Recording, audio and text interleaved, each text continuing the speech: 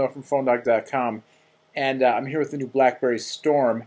I've had the device for about 10 and a half hours now, I guess. It was delivered this morning, Wednesday the 19th, and I've been checking it out all day, and we just posted our first written kind of mini review of the device, and then also a two-part unboxing and hands-on video you can check out. And I wanted to kind of update with this. I'm hesitant to do a full-on review, frankly, just because I've only had the phone for, not even half a day. I mean, one day, and it was a work day at that. So while I knew it was coming, I had some time set aside.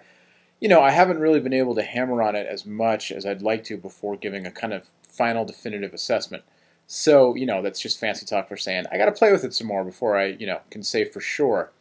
But I'll tell you this, I'm doing this little update right now, and forgive the bad webcam. I'm at home, and it's in the evening, don't have the external camera, and you can see, this webcam isn't so great for the screen capture. It's a really bright screen.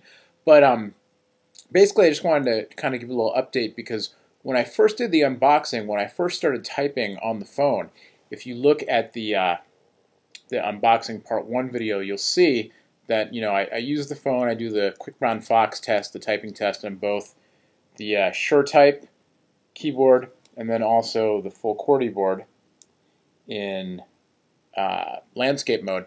And I was pretty psyched on first trying it out. I think I said something to the effect of, we might have a winner here. And about 10 hours later, I just want to update with saying I'm not so sure. I think that this whole clickable touchscreen thing, there might be something to it, but it's definitely flawed. And the flaws are kind of twofold. And I don't know if we'll be able to see this so well in the light, but I'll kind of give a quick, consider this kind of the video version of the little mini review I wrote, which was called 10 Hours with the BlackBerry Storm, because that's all I've had it for. You can read that on PhoneDog.com. But basically, here's the deal. The device in general is pretty slick, and it works pretty well. The screen looks beautiful. It's 480 by 360. It's really rich. It's vivid. Again, it's not going to show up that well with this webcam and this lighting. But it's capacitive touchscreen. It works well for, scrolling around, and video playback was good. I had a crash when I first played back the sample video, but I rebooted it once, and since then it's been totally fine. The push email, it's BlackBerry email. It works great. The device is definitely a little bit, it's not super thin and light. A little bit bigger than an iPhone. It feels bigger, I think, because it's wider, a little bit wider, a little bit shorter. Somehow it feels just like kind of more massive than an iPhone, and it weighs quite a bit more. It weighs, I think, somewhere around 25% more than an iPhone does. But compared to other BlackBerries, you'd probably be used to the size, and it's definitely pocketable. 3.2 megapixel camera on the back, video capture, autofocus, all that good stuff. Camera quality seems fine, not amazing, but video capture up to 320 by 240. VZ Navigator seems to work well. It's not a full-on touchscreen optimized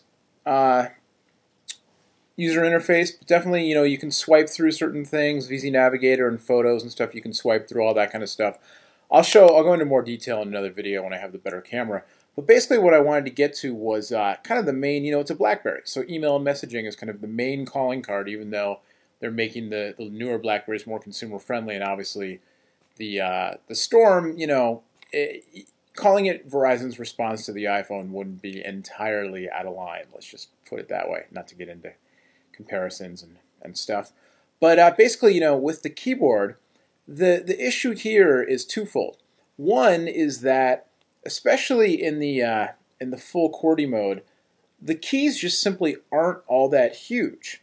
And because it's a touch screen, even though you're going to click, the whole screen pushes down like a big button to to actually register key presses and stuff, you still have to select something before you click. So you can see the blue light that shows up as you're kind of hovering around the keys and deciding what you're going to click on. And then when you actually want to register a key press, you press the whole thing down. The whole screen kind of moves in, and then your key presses show up. And the virtual buttons are honestly just too small for really accurate touch typing. They're not all that big, and the little hover thing, it looks cool, but it actually doesn't help you all that much in trying to decide what you're pressing, because it's mostly underneath your finger. And when you're touch typing, you're trying to mostly look at what you're typing anyway and not down at the keys. And it's not an ideal system. But I think even perhaps worse than that is that because the screen is all one button and you have to click to to register a key press, there's actually kind of a speed limit, a mechanical speed limit built in on this thing. When I first started using it, it seemed great. As I got more comfortable with it and I tried to type faster and faster, I ran into problems because what will happen is, I'll press the Z over here, and then I'll want to quickly press the M, but I need to actually lift off of the Z before, I'm exaggerating, but I need to lift off of one button before I can press the other one.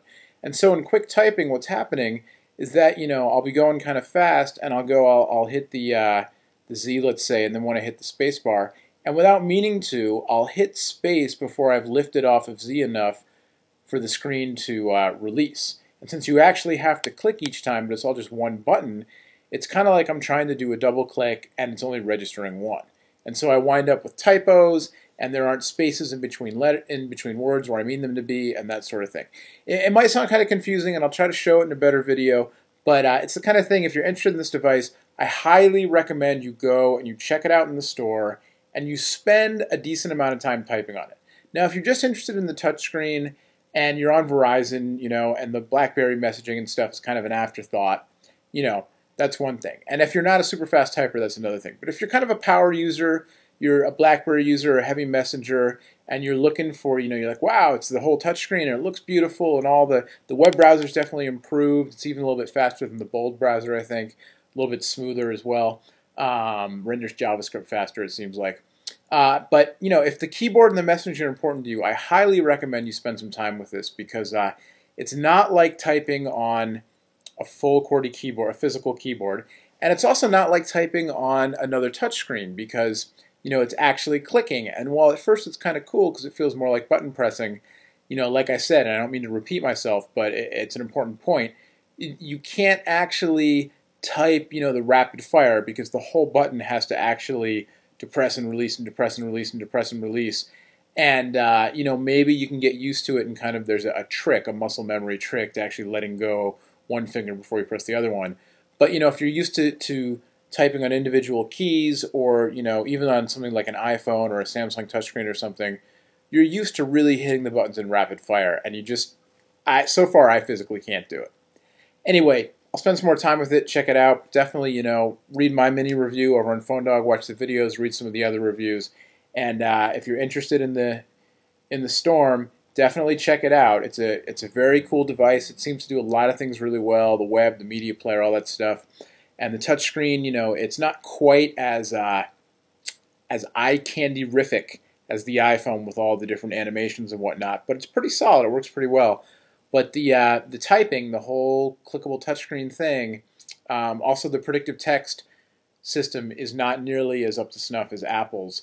And I don't mean that, it's not a fanboy kind of thing. I just, the Apple system is really designed for the touchscreen, and it maps out the keyboard in different zones and does a really good job of predicting the word that you meant to type based on more than just, the sequence of letters. The BlackBerry system is a little less refined, and it just seems to be not quite as accurate. With the iPhone, you make a lot of typos, but the predictive text system corrects. So far, it seems like with Storm, you make a lot of typos, it doesn't correct quite as much. I actually think that typing might wind up being better in the SureType mode, because the buttons are just plain bigger. So anyway, definitely worth taking a look at, trying it for yourself, and we will of course have much more on PhoneDog.com. And on Thursday the 20th, we're going to do Gadget Dog Daily live, 3 p.m. Eastern, noon Pacific, www.phonedog.com/TV. I'll have the Storm on hand live. I'll be showing it to you. You can log on, chat with me, ask questions, check it out, and we'll go through it. All right? Till then, Noah from PhoneDog.com. I'm going to sleep.